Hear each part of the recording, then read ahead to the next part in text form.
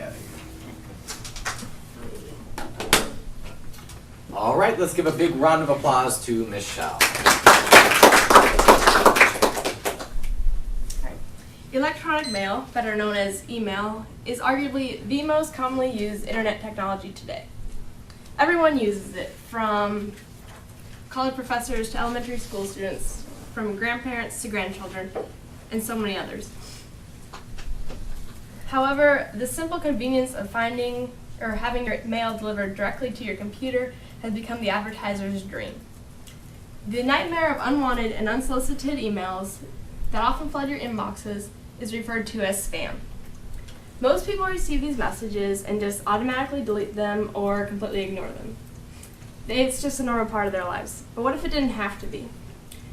I know that spam annoys you too, because everyone who took my survey responded that they either agree or strongly agree with this statement, "Spam annoys me," with about 75% of you saying that you strongly agree with that statement.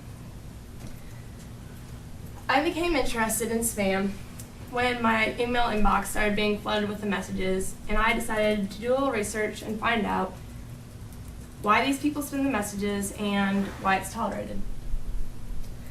I'll introduce my findings now, which are: they send the spam because it works and they get a profit from it. Our filters don't really do a good job working against it, and there's little governmental counteraction to spam. So the first and probably the biggest reason behind spam is that it works and spammers make money from it. It works because it's cheap. It's cheap because it costs about pennies just to send one message to thousands of people.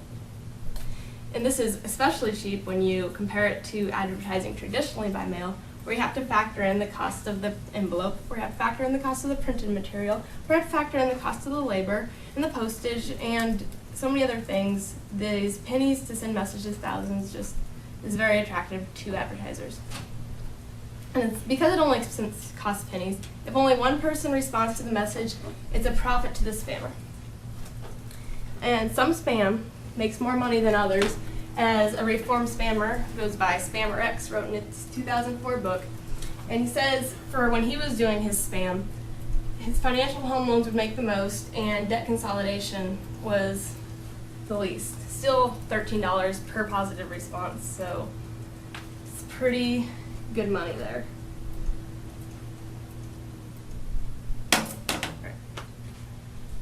So now that we've seen that spam works and spammers get a profit from it, let's check out how they avoid filtering systems. Which is the second reason behind spam is that they can find a way around almost every filtering system. And since filtering is our main way to counteract spam, it's not a good deal. To realize how much money we actually spend on filters every year, an electronic research firm, Ferris Communication, published an estimate in 2006 that said businesses in the U.S. spend around $10 billion a year fighting spam. And $10 billion a year would be like giving every resident in Omaha $23,000. So the spam works in a variety, filters work in a variety of different ways, which are: some will block the host, which is the sender of the message, and some block the individual message. And bottom line is, spammers can find a way around each type of these filters. And really they have to, because otherwise their message isn't going to get shown and nobody will respond to it, and they won't make any money.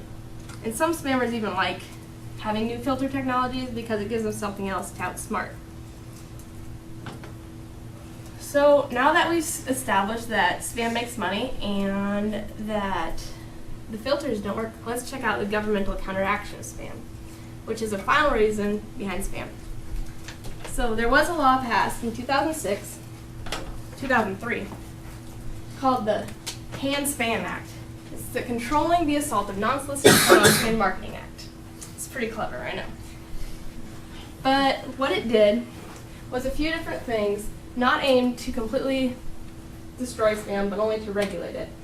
It banned false or misleading header information and deceptive subject line, required commercial email be identified as spam, and include the physical postal address, and required that senders allow recipients to opt out of receiving messages, and the violators would be subject to fines or prison time. And I know that most of you indicated that you don't read your spam, but if you ever do, it probably 98% of the time won't include these things. And this is because a lot of spammers work outside the United States, so they can't be violated, and it's really hard to track spammers, so this doesn't ever really happen. Hence, there's no real governmental counteraction of spam. So, in conclusion, I just explained to you the 3 main reasons why we have spam, which are, it actually works and profits a spammer, our current filterings aren't very effective, and the government does little to counteract spam. So, there'll be no end to spam until everyone understands the reasons behind it and collectively work against it. And you're now in a minority of people who actually have an idea of the reasons behind spam. So, as far as finding an end to spam goes, I think that SOFO senior security analyst Ron O'Brien stated it correctly last year when he said it in an interview for USA Today. As long as even a small percentage of people continue responding to spam, the problem will continue to exist.